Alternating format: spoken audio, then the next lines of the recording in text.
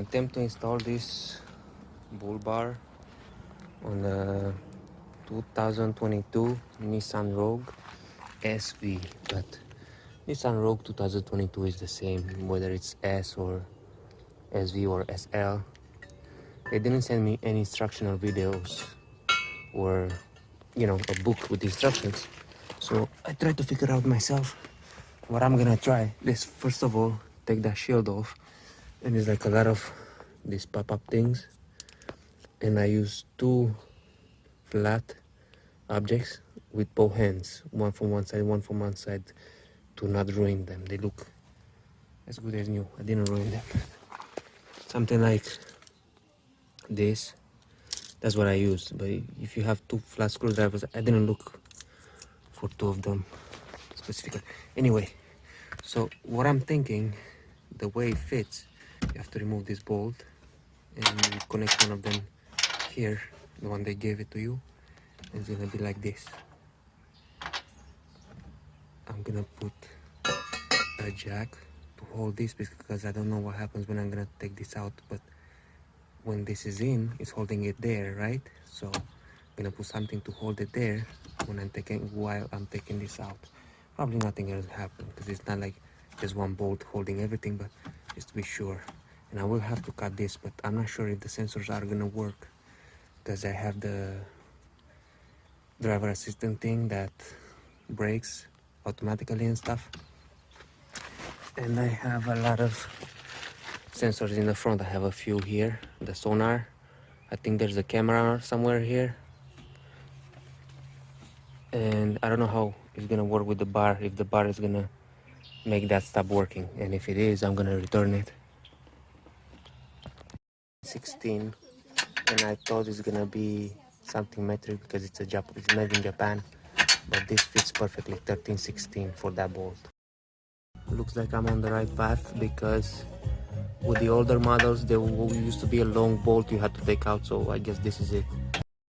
That looks like it belongs there, but it has a little bit of interference with this, so I have to push it back. I'm gonna do this one next, and when you do this, don't sit like this under it because the wrench fell on my head, and that's not a nice feeling.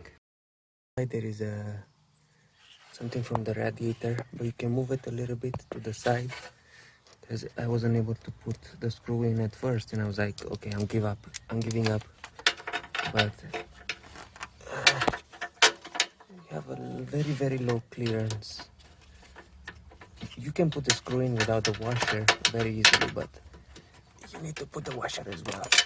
Look, without the washer, it goes in right away because you can turn it, but it's not good without the washer. Because of the low clearance you have over there on the side with the radiator thing, you can get a drill and something to hold it very well. I use a channel lock, and then I put my foot over here to put a lot of pressure, and then I use a drill about this same size and made it a little bit wider so I can do this because the thing is right there, you can slide it in. Hopefully it works. If it doesn't work the first time, do it a little bit more and put the washer first, then put the screw. You see the angle, I cut it, and there's that thing right here. Hold on, see, do like this, and then you have one of the flat sides over there to play with it a little bit. That's it. Okay, so I have the brackets in place, and now I'm gonna do this, and it's a one-man job. You can put one of these first and then do the other side, and then you lift it in the position and put the rest of them. I don't know what bolts they wanted me to use. I think I was supposed to use this for the inside ones that I showed before, but the big ones are better, and I use those, and I'm gonna use big ones as well here. I'm gonna buy 2 more bolts or use whatever I have because there's plenty of space to use the big ones. I don't know why they give us small ones. It makes no sense because you saw those holes are so big that if you don't have the washer, this thing goes through. So imagine this is small. It doesn't do any good. I'm gonna use the big ones. I'm gonna use the small ones here just to hold it in place up and to test it and see if the sensors still work. And then if they do work, I'm gonna have to make notches in the shields because I just bended them. So I'm not gonna cut my car if this is not compatible, you know. Not gonna make holes for no reason. Okay, so it's in place and I'm gonna take it for a ride without putting the shield. I forgot to put some of the washers and stuff because I just want to test it. If it doesn't work, I don't care. I'm gonna take it off and return it. But they say it's compatible. I still have to test it out. Okay, what you want to do is to leave some space in here because you can put it almost flush to this, but if somebody crashes or you crash into somebody, you're gonna bang the bumper right away. So this way it has some space to bend, but you don't want to have it too low either because this is the place of the front sensor. This is the one because it's that, but it's around here for sure, this one and this one, and then you have another one here and on the other side, and that doesn't matter. And then you have this one also, but I'm thinking it depends. I mean, I don't know, that's what it says in the manual. What if it goes down like this and it hits this, or if it goes straight? I don't know. Gonna test it and I'm gonna see if it works, everything works or not. Now I'm testing it, and this thing is already on. I have to catch some speed to put it on cruise and everything. Okay, set. Let's see. The steering assist off. Oh, okay, put it on. It's on. Okay. Looks like it's working. What are you doing? Oh, you cannot see the lane. Okay, hold on. This road is kind of crappy, but I think the steering should be with the top sensor. Okay, steering works. It's not the best road. Doesn't work with the yellow lines very well. Okay, I'm here, don't worry. Doesn't work very well with the yellow lines. It always works best with the white lines. But like you see, I'm not touching it and it is doing a good job. It's gonna, it has a time, like you have to touch it here and there to know that you're awake. But it looks like the sensor have no problem with the bar, and I'm very happy about it because I didn't want to take it off. Okay, touching the wheel just to, yeah, I'm not even touching it, and it works perfectly fine. The only thing I don't know if it works is if I have a vehicle in front of me. Normally it has a self-braking if I get too close, but I'm not gonna test that, and I'm never gonna be too close. I mean, it happened once.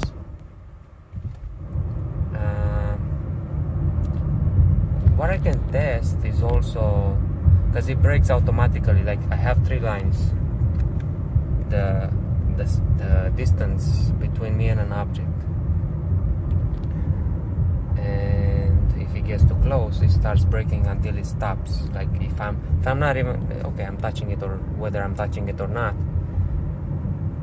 If you have the same model SV or SL, because the SL has the SV things and other extra stuff, you know that, you know how it works. But for me, it's very important to see how the sensors behave, and it looks like I have no issues with the sensors. And so I'm gonna make notches in the shields, and I'm gonna leave the bar the way it is. I tried to put it lower than, like a little bit lower than it looks. I'm gonna show you in a minute, because I want to have more space between the bar and the bumper, because in case I ram into somebody, I want to have, the bar is gonna bend, you know, something is gonna give up if you're gonna bang somebody.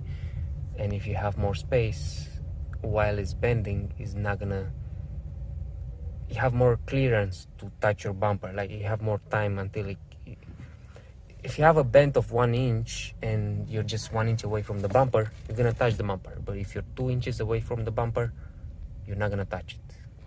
I'm gonna try something very dangerous, and I'm gonna see if it stops by itself or I have to hit the brakes. Yeah, shit. No, it doesn't stop by itself because it wasn't on cruise. Normally when it's on cruise it does, but I don't know. Let's see if I get too close. I don't want to risk banging this guy's car. But it happened to me in traffic. I wasn't paying attention and it hit the brakes for me. I don't know if that's still the case because that car is not moving, so I don't know if it works with non-moving objects. But as long as I have this, I mean, it's very, you're probably, if you pay attention, you shouldn't even use the steering assist. You should just use the cruise, because even that can fail. And if you don't pay attention to the noises, that is, sometimes it's gray if you have it. So it's like this is green and the steering assist is green, but sometimes it doesn't see the lanes well, so it goes gray, but it makes a noise before that. But if you have the music on and you're not paying attention, you're gonna run off the road because the car is not holding the steering wheel for you anymore. There's a pickup truck with a bully bar like I just put on, and I am happy with it. I'm very happy with this bar, because normally I thought it would interfere with the sensors, but it doesn't. Okay, let's try it again. Okay, I have a car in the front, okay?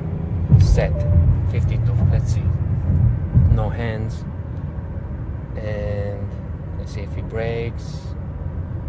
I'm gonna keep my foot close to the brake. Yeah, it's slowing down, because you see it's set on 52. Okay, let's put it higher. 65. But it's not speeding up because you can see the car in the front, and it's keeping the distance I give, like it's 3 lines. If I give it 2 lines, 1 line, okay, 1 line means it's gonna get closer. I'm not hitting the brakes, not at all. Not touching the steering wheel, just pushing it. Okay, you see sometimes with the lines you can't see the lines, especially if it's yellow. And yeah, it's stopping by itself. I'm not hitting the brakes. And now it's holding the steering wheel for me as well.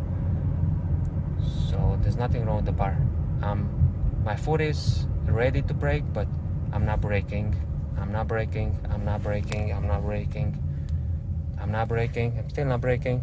The car is just going by itself. But you see the great thing I said about the steering wheel, that sometimes it doesn't see those crappy lines, the yellow lines.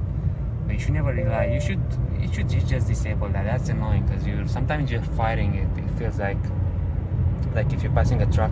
Okay, take it easy. It was on 70, and now nobody's in front of me, so it's just going like a rocket. Main point is the bar works. It's not interfering with the sensors, so yeah, that's it. It works. You can put a bar on an SV or an SL. I don't know if the S has the assist for keeping the distance and all kinds of bells and whistles, but the SV works, that's for sure. Nissan Rogue 2022 SV model. This one I have has tinted back windows and heated mirrors and 7 speakers, even though they're not mentioned in the features report. It's not supposed to have 7 speakers. The speaker on the back didn't work at all, the subwoofer, but it's nice to see that it has the connection for it, because I have my own subwoofer and I just connected it into that. The subwoofer it comes with is like 10 watts and 2 ohms, which is crap. It's just, and what I like to do is like always put it in neutral.